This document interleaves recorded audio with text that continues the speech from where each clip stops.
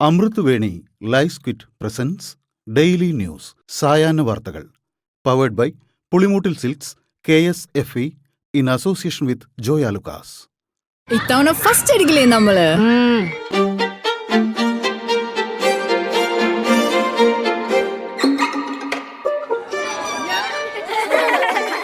കുട്ടികൾക്കൊക്കെ പെയിൻ ശല്യം ഉണ്ടാകും. അതുകൊണ്ട് ലൈസ് കിറ്റ് ഉപയോഗിച്ച് ക്ലാസ്സിൽ വരാൻ പ്രത്യേക ശ്രദ്ധിക്കണം. ലൈസ് കിറ്റ് ലൈസ് റിമൂവർ പെയിൻ ശല്യത്തിൽ നിന്നും ഉടനടി ആശ്വാസം. നമസ്കാരം, ഞാൻ പ്രവീജ വിനീത്. ഡെയിലി ന്യൂസിന്റെ സായന്ന വാർത്തകളിലേക്ക് സ്വാഗതം. ഇന്ന് ഓഗസ്റ്റ് 22 വെള്ളിയാഴ്ച. ഗാസയെ പൂർണ്ണ ക്ഷാമബാധിത പ്രദേശമായി പ്രഖ്യാപിക്കും. ഐക്യരാഷ്ട്രസഭ പിന്തുണയുള്ള ഇന്റഗ്രേറ്റഡ് ഫുഡ് സെക്യൂരിറ്റി ഫേസ് ക്ലാസിഫിക്കേഷനാണ് പ്രഖ്യാപനം നടത്തുക. പ്രഖ്യാപനം ഇന്നുണ്ടാകുമെന്ന് അന്താരാഷ്ട്ര മാധ്യമങ്ങൾ റിപ്പോർട്ട് ചെയ്തു. ഒരു പ്രദേശത്ത് കുറഞ്ഞത് 20% കുടുംബങ്ങളെങ്കിലും കടുത്ത ഭക്ഷ്യക്ഷാമം നേരിടുക, കുറഞ്ഞത് 30% കുട്ടികളെങ്കിലും കടുത്ത പോഷകാഹാരക്കുറവ് അനുഭവിക്കുക, ഓരോ 10,000 പേർക്കും 2 പേർ വീതം പൂർണ്ണമായ പട്ടിണി മൂലം ദിവസവും മരിക്കുക എന്നീ കാരണങ്ങൾ കൊണ്ട് മാത്രമേ ഒരു പ്രദേശത്തെ പൂർണ്ണ ക്ഷാമബാധിത പ്രദേശമായി പ്രഖ്യാപിക്കൂ. സാമൂഹ്യ സുരക്ഷാ ക്ഷേമനിധി പെൻഷൻ ഗുണഭോക്താക്കൾക്ക് 2 ഗഡു ക്ഷേമ പെൻഷൻ നാളെ മുതൽ ലഭിച്ചു തുടങ്ങും. ഇതിനായി 1679 കോടി രൂപ അനുവദിച്ചതായി ധനകാര്യമന്ത്രി KN ബാലഗോപാൽ അറിയിച്ചു. 62 ലക്ഷത്തോളം പേർക്കാണ് ഓണത്തിന് 3200 രൂപ വീതം ലഭിക്കുന്നത്. ഓഗസ്റ്റിലെ പെൻഷന് പുറമെ 1 ഗഡു കുടിശ്ശിക കൂടിയാണ് അനുവദിച്ചത്. 26.62 ലക്ഷം പേരുടെ ബാങ്ക് അക്കൌണ്ടിലും മറ്റുള്ളവർക്ക് സഹകരണ ബാങ്കുകൾ വഴി വീട്ടിലെത്തിയും പെൻഷൻ കൈമാറും. ഓണം, ക്രിസ്മസ്, റംസാൻ ആഘോഷങ്ങൾ സ്കൂളിൽ ആഘോഷിക്കുമ്പോൾ ഇനി മുതൽ കുട്ടികൾക്ക് യൂണിഫോം നിർബന്ധമില്ല. ഇത് സംബന്ധിച്ച ഉത്തരവ് പൊതുവിദ്യാഭ്യാസ ഡയറക്ടർ പുറത്തിറക്കി. മന്ത്രി V. ശിവൻകുട്ടിയാണ് വിവരങ്ങൾ സമൂഹമാധ്യമങ്ങളിൽ പങ്കുവച്ചത്. ആഘോഷ പരിപാടികൾ നടക്കുമ്പോൾ യൂണിഫോമിൽ ഇളവ് നൽകണമെന്ന് ധാരാളം കുട്ടികൾ ആവശ്യപ്പെട്ടിരുന്നുവെന്നും അതനുസരിച്ചാണ് തീരുമാനമെന്നും മന്ത്രി വ്യക്തമാക്കി.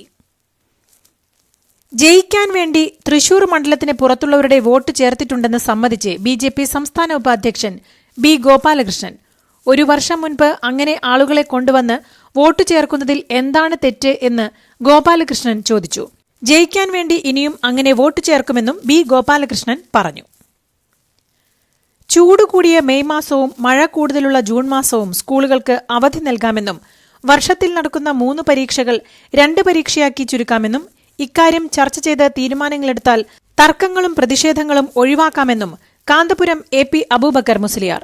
അതേസമയം വിദ്യാഭ്യാസ രംഗത്ത് എന്ത് മാറ്റം വരുത്തുമ്പോഴും എല്ലാവരുമായും കൂടിയാലോചന നടത്തുമെന്നും കാന്തപുരത്തിന്റെ ആരാധകനാണ് താനെന്നുമായിരുന്നു വിദ്യാഭ്യാസ മന്ത്രിയുടെ പ്രതികരണം. നിമിഷപ്രിയ കേസിൽ വാർത്തകൾ റിപ്പോർട്ട് ചെയ്യുന്നതിൽ നിന്ന് മാധ്യമങ്ങളെ വിലക്കണം എന്നാവശ്യപ്പെട്ട് സുപ്രീംകോടതിയിൽ ഹർജി.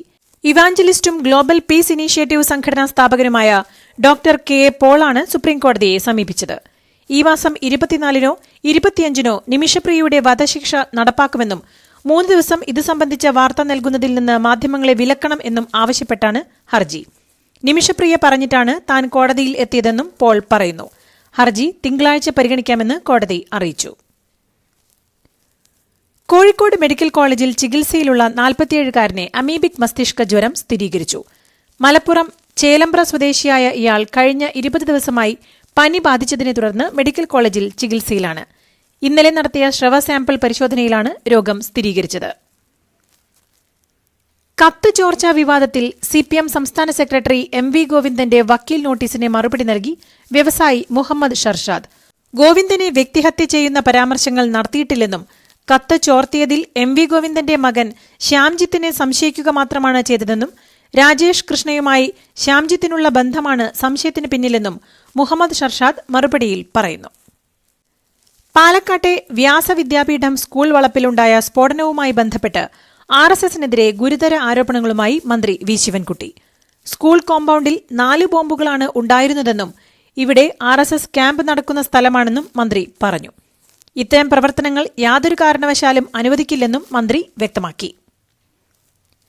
മനുഷ്യ വന്യജീവി സംഘർഷവുമായി ബന്ധപ്പെട്ട് പ്രശ്നപരിഹാരത്തിനും നിവാരണത്തിനുമായി പുതിയ നയരേഖയുടെ കരട് വനംവകുപ്പ് പ്രസിദ്ധീകരിച്ചു. സംസ്ഥാനത്ത് 273 തദ്ദേശ സ്ഥാപനങ്ങൾ സംഘർഷബാധിത പ്രദേശങ്ങളാണ്. 30 തദ്ദേശ സ്ഥാപനങ്ങൾ ഹോട്ട്സ്പോട്ടുകളാണ്. കുരങ്ങുകളെ ഷെഡ്യൂൾ 1 നിന്നും 2 മാറ്റണമെന്നും കാട്ടുപന്നികളെ സ്ഥിരം ക്ഷുദ്രജീവിയായി പ്രഖ്യാപിക്കണമെന്നും കേന്ദ്രത്തോട് ആവർത്തിക്കും. സുന്ദരിപ്പൂവേ പൂത്തുമ്പികളെ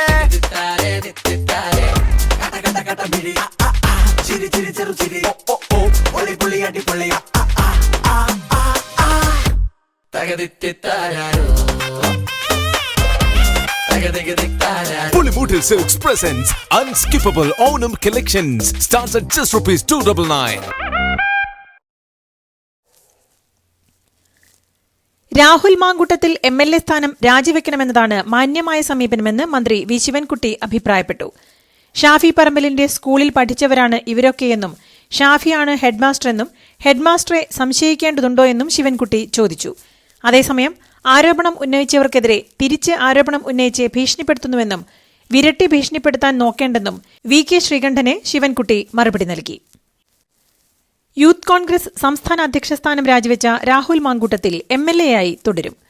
രാഹുൽ മാങ്കൂട്ടത്തിൽ നിലവിൽ MLA സ്ഥാനം രാജിവെക്കേണ്ട സാഹചര്യമില്ലെന്നാണ് കോൺഗ്രസ് നേതാക്കൾ വ്യക്തമാക്കുന്നത്. സംഘടനാപരമായ നടപടി മാത്രം മതിയെന്നും കോൺഗ്രസിൽ ധാരണയായി. അതേസമയം രാഹുലിനെതിരെ ഉയരുന്ന ആരോപണങ്ങൾ അന്വേഷിക്കാൻ സമിതിയെ നിയോഗിക്കാനും കോൺഗ്രസ് തീരുമാനിച്ചു. രാഹുൽ മാങ്കൂട്ടത്തിൽ MLAയുടെ നേരത്തെ നിശ്ചയിച്ച പൊതുപരിപാടികൾ പുതിയ സാഹചര്യത്തിൽ റദ്ദാക്കിയെന്ന് റിപ്പോർട്ടുകൾ.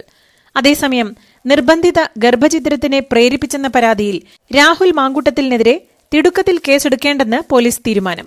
മാധ്യമവാർത്തയുടെ അടിസ്ഥാനത്തിൽ മാത്രമാണ് പരാതിയെന്നും അതിനപ്പുറം തെളിവുകൾ പരാതിക്കാരൻ ഹാജരാക്കിയിട്ടില്ലെന്നുമാണ് പോലീസ് വിലയിരുത്തൽ. രാഹുൽ മാങ്കൂട്ടത്തിലിനെ പിന്തുണച്ചും ആരോപണം ഉന്നയിച്ച പെൺകുട്ടികളെ അപമാനിച്ചും VK ശ്രീകണ്ഠൻ MP നടത്തിയ പരാമർശം പിൻവലിച്ചു. അല്പവസ്ത്ര പരാമർശത്തിൽ നിർവ്യാജം ക്ഷമ ചോദിക്കുന്നുവെന്ന് VK ശ്രീകണ്ഠൻ വാർത്താസമ്മേളനത്തിൽ പറഞ്ഞു. പരാതിക്കാരിയെ അധിക്ഷേപിച്ചിട്ടില്ലെന്നും പരാതി പറയുന്നവരെ ആക്ഷേപിക്കുന്നത് കോൺഗ്രസ് ശൈലിയല്ലെന്നും രാഹുൽ മാങ്കൂട്ടത്തിലിനെ വെള്ളപൂശിയിട്ടില്ലെന്നും അദ്ദേഹം കൂട്ടിച്ചേർത്തു.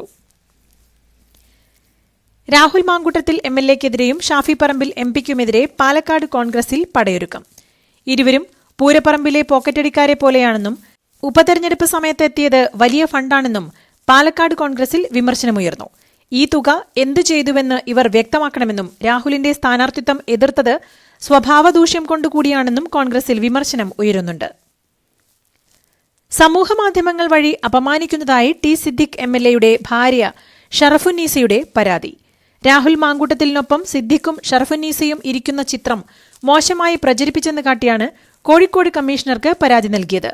KK ലതിക, ശശികല റഹീം തുടങ്ങിയ ഫേസ്ബുക്ക് പ്രൊഫൈലുകൾക്ക് എതിരെയാണ് പരാതി നൽകിയത്. രാഹുൽ മാങ്കൂട്ടത്തിൽ MLAക്കെതിരായ വെളിപ്പെടുത്തലിന് പിന്നാലെ ഉണ്ടായ സൈബർ ആക്രമണത്തിൽ പരാതി നൽകി എഴുത്തുകാരി ഹണി ഭാസ്കർ. മുഖ്യമന്ത്രിക്കും DGPക്കുമാണ് ഹണി ഭാസ്കർ പരാതി നൽകിയത്. ഇമെയിൽ വഴിയാണ് പരാതി അയച്ചത്. കോട്ടയം CMS കോളേജ് യൂണിയനിൽ ആകെയുള്ള 15-ൽ 14 സീറ്റിലും KSU സ്ഥാനാർത്ഥികൾ ജയിച്ചു. SFI ജയിച്ചത് ഒരു സീറ്റിൽ മാത്രം. CMS കോളേജിലെ KSU വിജയം 37 വർഷത്തിനു ശേഷമാണ്. KSUവിലെ ഫഹദ് സിയാണ് ചെയർമാൻ.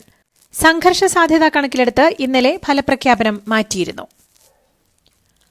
ആരോഗ്യവകുപ്പ് ഡയറക്ടർ സ്ഥാനത്ത് ഡോക്ടർ റീന KJ തുടരും. ഒരു വർഷത്തേക്ക് കൂടി നിയമന കാലാവധി നീട്ടി നൽകി ആരോഗ്യവകുപ്പ് ഉത്തരവ് പുറത്തിറക്കി.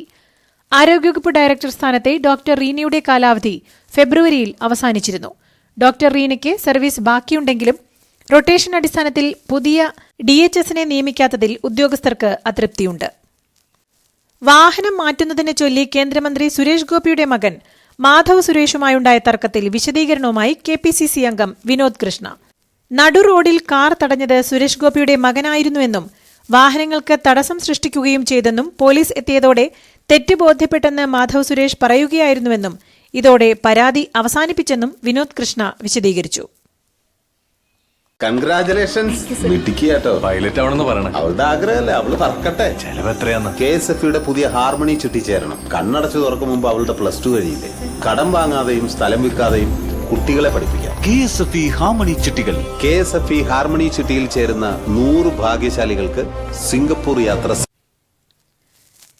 ജയിലിൽ കിടന്ന് ആരും ഭരിക്കേണ്ടെന്ന് പ്രധാനമന്ത്രി നരേന്ദ്രമോദി.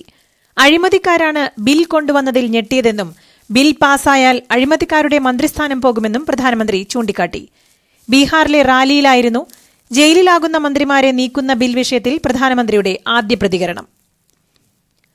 പ്രതിപക്ഷം ഉന്നയിച്ച വോട്ടുകൊള്ള ആരോപണം തള്ളി കേന്ദ്ര ആഭ്യന്തരമന്ത്രി അമിത്ഷാ.